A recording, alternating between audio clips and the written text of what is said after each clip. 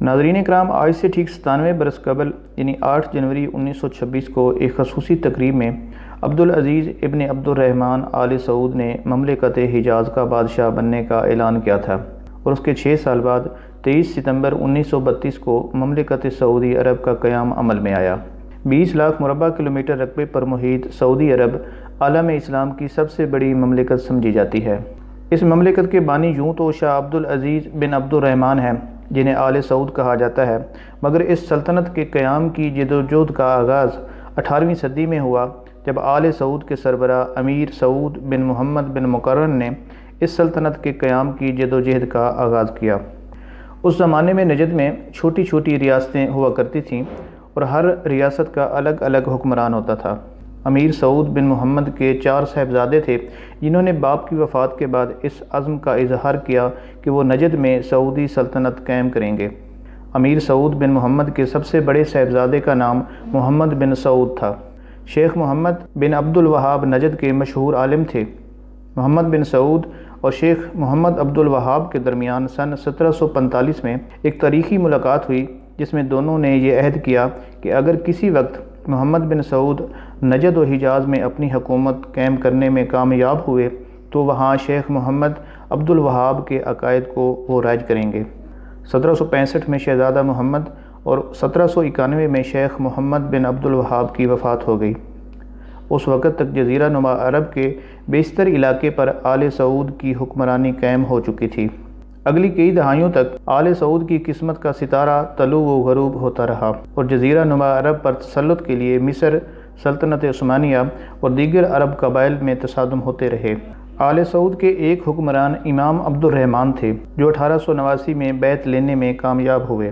امام عبد الرحمن کے بیٹے شہزادہ عبدالعزیز ایک مہم جو شخصیت تھے، اور 1900 میں انہوں نے اپنے والد کی زندگی میں ہی ان کی کھوئی ہوئی سلطنت واپس لینے اور اسے وسعت دینے کی کوششیں شروع کر دیں۔ 1902 میں انہوں نے ریاض شہر پر قبضہ کیا اور اسے آل سعود کا دارالحکومت قرار دیا۔ اپنی فتوحات کا سلسلہ جاری رکھتے ہوئے انہوں نے الاحسائی، قطیف اور نجف کے متعدد علاقوں پر قبضہ کر لیا۔ حجاز مقدس، جس میں مکہ مکرمہ اور مدینہ منورہ کے علاقے بھی شامل تھے، یہاں سلطنت عثمانیہ کے آخری دور میں شریف مکہ حسین کی حکمرانی تھی، جنہوں نے 5 جون 1916 کو ترکی کے خلاف بغاوت کا اعلان کر دیا۔ حسین کو نہ صرف عربوں کے مختلف قبائل کی بلکہ برطانیہ کی بھی مکمل تائید حاصل تھی، کیونکہ یہ جنگ عظیم دوم کا زمانہ تھا اور برطانیہ سلطنت عثمانیہ کے خلاف تھا۔ 7 جون 1916 کو شریف مکہ حسین نے حجاز کی آزادی کا اعلان کیا۔ اسی دوران دوسری طرف امیر عبدالعزیز ابن عبد الرحمن آل سعود نے مشرقی عرب کا ایک بڑا حصہ مسخر کر لیا اور 26 دسمبر 1915 کو برطانیہ کے ساتھ دوستی کا ایک معاہدہ بھی کر لیا۔ 5 ستمبر 1924 کو انہوں نے حجاز کو بھی فتح کر لیا۔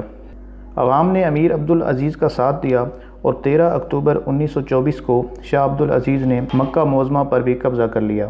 5 دسمبر 1925 کو انہوں نے مدینے کا اقتدار بھی حاصل کر لیا۔ 19 نومبر 1925 کو جدہ پر بھی آل سعود کا قبضہ ہو گیا اور 8 جنوری 1926 کو شاہ حجاز عبدالعزیز ابن عبد الرحمن آل سعود نے ایک خصوصی تقریب میں مملکت نجد و حجاز کے مکمل اختیارات سنبھالنے کا اعلان کر دیا۔ 20 مئی 1927 کو برطانیہ نے تمام مقبوضہ علاقوں پر، جو اس وقت مملکت حجاز و نجد کہلاتے تھے، عبدالعزیز ابن سعود کی حکمرانی کو وہاں پر تسلیم کر لیا۔ 23 ستمبر 1932 کو شاہ عبدالعزیز ابن سعود نے مملکت حجاز و نجد کا نام تبدیل کر کے المملکۃ العربیۃ السعودیہ رکھنے کا اعلان کر دیا۔ یوں 20 لاکھ مربع کلومیٹر رقبے پر محیط مملکت سعودی عرب وجود میں آئی۔ دوسری طرف ان کی خوش قسمتی سے سعودی عرب میں تیل کے ذخائر کی نشاندہی ہوئی۔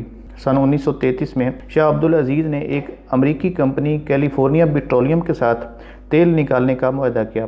ابتدائی چند برسوں میں جدوجہد ہوتی رہی، مگر سن 1938 میں جب کیلیفورنیا پیٹرولیم کمپنی کے ماہرین ناکام ہو کر ملک لوٹنے ہی والے تھے کہ اچانک ایک کنویں سے خزانہ ابل پڑا اور اتنا تیل نکلا کہ جس پر وہ ماہرین خود بھی دنگ رہ گئے۔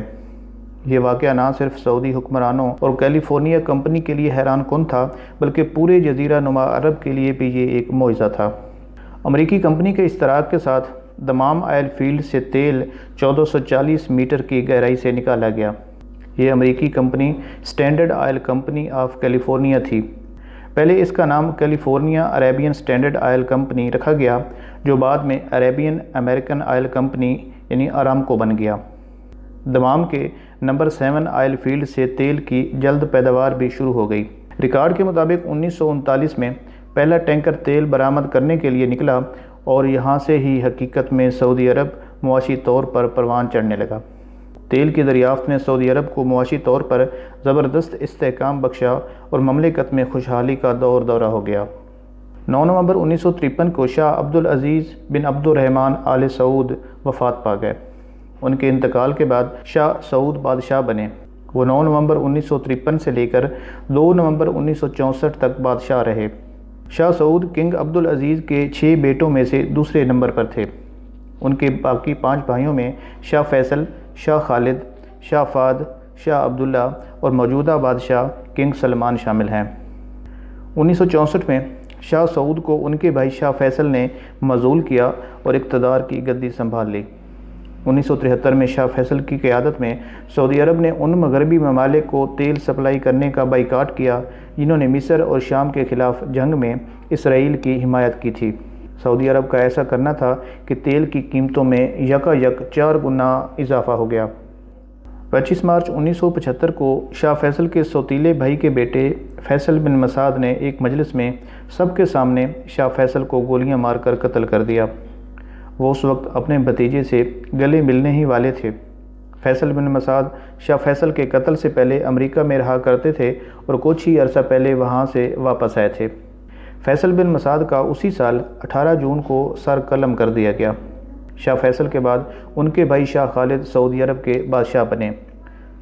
1980 میں سعودی عرب نے فیصلہ کیا کہ امریکی کمپنیوں سے تیل کے سبھی اثاثے خرید لیے جائیں اور اس طرح 1988 میں سعودی عربین آئل کمپنی یعنی سعودی آرامکو کا قیام عمل میں آیا۔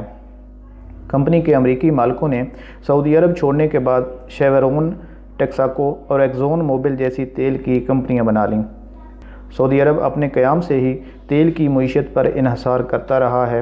اب دیکھنا یہ ہے کہ کیا 20 لاکھ مربع کلومیٹر رقبے پر محیط یہ 3 کروڑ 30 لاکھ کی آبادی والا ملک، جس میں 70 لاکھ افراد صرف دارالحکومت ریاض میں رہتے ہیں، اپنی معیشت کو تیل کے بغیر مضبوط بنا پائے گا؟ اور کیا سعودی عرب کے عوام اپنا رہن سہن ان لوگوں کی طرح کر پائیں گے جن کا تعلق تیل پر انحصار کے بغیر معیشتوں والے ممالک سے ہے؟ ولی عہد محمد بن سلمان کا وہ منصوبہ جس کے تحت سعودی عرب کی معیشت کا انحصار تیل پر کم کر کے اسے وسیع بنیادوں پر پھیلایا جائے گا، اسے 2030 کا ویژن کہا جا رہا ہے اور سعودی عرب میں اس پر تیزی سے کام جاری ہے۔